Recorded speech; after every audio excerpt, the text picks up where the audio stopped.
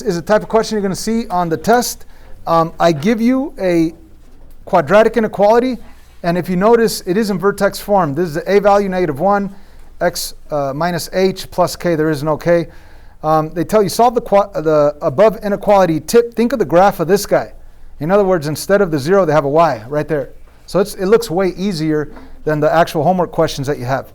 So in order to think of this graph right here, let's graph it. Let's do a sketch.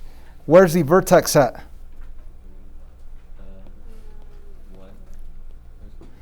Opposite on h, take k for what it is. K is 0. So the vertex is 3, 0. It's right there. Yeah? Okay. Now, is this opening up or down? It's opening down because the a value is negative.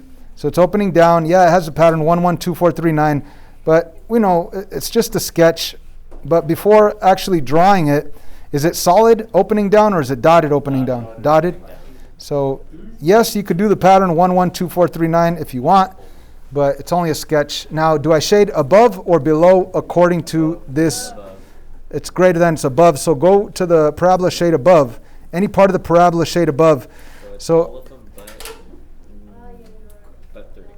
it's all of them but 3. Now the reason it's but 3 because it's a dotted parabola, which is not including that value.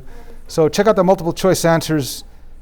X equals all real numbers, but x cannot be -3. It can't be 3. Oh, man. It's right, the one next to it. Oh, okay. I thought I made a mistake. There it is. Yeah, you're right. There's your right answer. It could be all, x equals all real numbers, but it cannot be +3.